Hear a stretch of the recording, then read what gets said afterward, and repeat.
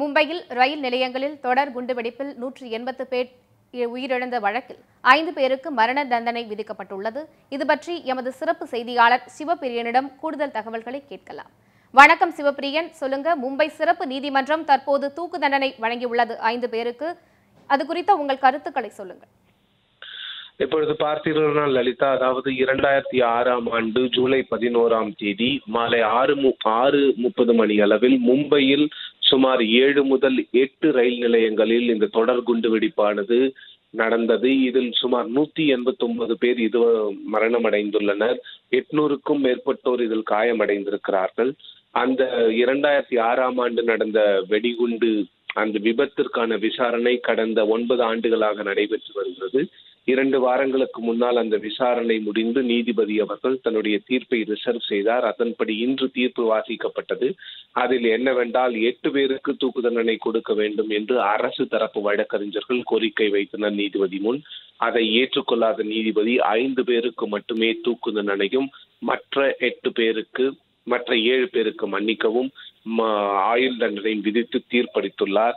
இந்த வழக்கின் முக்கியத்துவம் என்னவென்று பார்த்தீர்களால், பாகிஸ்தானில் உள்ள லஷ்கர்-இ தொய்பா அமைப்புடன் சேர்ந்து இந்தியாவின் SIMI students Islamic movement of India என்று அமைக்கப்படும் அந்த அமைப்பும் சேர்ந்துதான் இந்த குண்டுவெடிப்பை நிகழ்த்தியது என்று அரசு, அதாவது போலீஸ் தரப்பில் கூறப்பட்டு போலீஸ் தரப்பில் இதற்கான ஆதாரங்களும் சமர்ப்பிக்கப்பட்டன.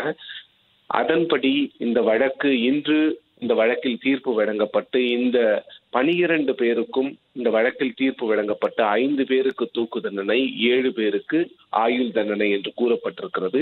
இதில் குற்றம் சாட்டப்பட்டுள்ள குற்றவாளிகள் யார் என்று பார்த்தால், கமால் அஹமது அன்சாரி, தன்வீர் அஹமது அன்சாரி, முகமது ஃபைசல் ஷேக், எத்திசாம் சித்திகி, முகமது மாஜித் ஷாஃபி, ஷேக் அலாம் ஷேக், முகமது சஜித் அன்சாரி, முசம்மில் ஷேக், ஷோஹின் மெஹமூத் ஷேக் போன்றவர்கள் இந்த வழக்கில் குற்றம் சாட்டப்பட்டிருக்கிறார்கள். இந்த வழக்கின் பின்னணிக்கு கொஞ்சம் சென்று நாம் பார்த்தோமானால், அதாவது 7 RDX வெடிகுண்டுகள் இந்த 7 ரயில் நிலையங்களில் பயன்படுத்தப்பட்டது. சுமார் 189 பேர் இந்த விபத்தில் மரணம் அடைந்திருக்கிறார்கள். 6:30 மணி, அதாவது மக்கள் தங்களுடைய அலுவலகங்களிலிருந்து வீட்டுக்கு செல்லும் அந்த பீக் அவர்ஸ் என்று சொல்லப்படக்கூடிய அந்த பீக் அவர்ஸில் இந்த விபத்து நடந்ததால் சுமார் 190 பேர் இதில் மரணம் அடைந்தார்கள். இந்த விபத்து, அதாவது இந்த வெடிகுண்டு விபத்து நாட்டையே உலுக்கியது. அன்று 2006ஆம் ஆண்டு 9 ஆண்டுகளுக்கு பிறகு இன்று தீர்ப்பு வழங்கப்பட்டிருக்கிறது. லலிதா, சிவபிரியன், மேலும் சொல்லுங்க. 9 ஆண்டுகள் கழித்து தற்போது தீர்ப்பு வெளிவந்துள்ளது. தீர்ப்பு வழங்குவதில் ஏன் இந்த தாமதம் ஏற்பட்டுள்ளது? அது குறித்த கருத்துக்களை சொல்லுங்க.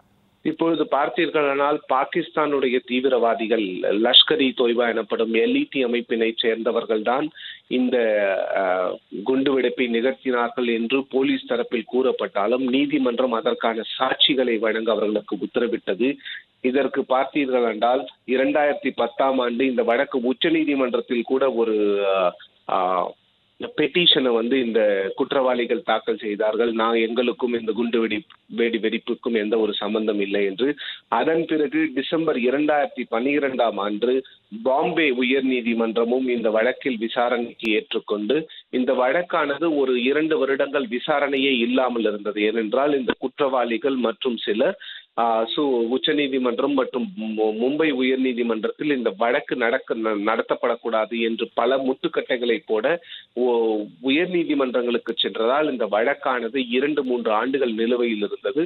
சுமார் 9 ஆண்டுகளுக்கு பிறகு இன்று இந்த வழக்கில் தீர்ப்பு வழங்கப்பட்டிருக்கிறது. சிவபிரியன், மேலும் சொல்லுங்க. தற்போது மும்பை சிறப்பு நீதிமன்றம் தூக்கு தண்டனை என்கிற தீர்ப்பை வழங்கியுள்ளது. இதனை எதிர்த்து மேல்முறையீடு செய்ய வாய்ப்புள்ளதா உச்ச நீதிமன்றத்தில்? கண்டிப்பாக லலிதா, ஒவ்வொரு குற்றவாளிக்கும் கீழ் நீதிமன்றத்தில் எப்படிப்பட்ட ஒரு தண்டனை வழங்கப்பட்டாலும், குறிப்பாக ஒரு மரண தண்டனை வழங்கப்பட்டால் அந்த குற்றவாளிகள் உயர் நீதிமன்றத்திற்கு முதலில் அப்பீல் செய்ய, மேல்முறையீடு செய்ய செல்வார்களா? அப்படிப்பட்ட ஒரு நிலையை தான் நாம் இதுவரை பார்த்து கொண்டு வந்திருக்கிறோம்.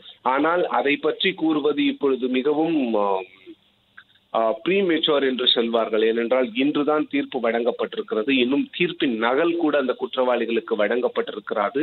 இது அந்த தீர்ப்பு நகல் வழங்கப்பட்ட பிறகு அவர்கள் தங்களுடைய வழக்கறிஞர்களுடன் ஆலோசித்து இதற்கான மேல்முறையீடை செய்வார்கள் என்றுதான் நான் நம்புகிறேன். ஏனென்றால் கசாப் போன்ற அதிபயங்கரமான தீவிரவாதிகள் கூட தங்களுக்கு இருந்த அனைத்து லீகல் ஆப்ஷன்ஸையும் அவங்க எக்ஸாஸ்ட் பண்ண பிறகுதான் அவங்களுக்கு தூக்கு தண்டனை என்பது விதிக்கப்பட்டது. யாகூப் மேமன், அதாவது 1993 மும்பையில் நடைபெற்ற அந்த சீரியல் பிளாஸ்ட் எனப்படும் தொடர் குண்டு வெடிப்பில் தொடர்புடைய யாகூப் மேனன் தூக்கிலிடப்படுவதற்கு சுமார் 22 ஆண்டுகள் ஆனது. அதை போன்றுதான் இந்த வழக்கிலும் இவர்கள் மேல்முறையீடு செய்ய அனைத்து உரிமையும் இவர்களுக்கு உள்ளது. லலிதா, உங்களுடைய தகவல்களுக்கு நன்றி சிவபிரியன்.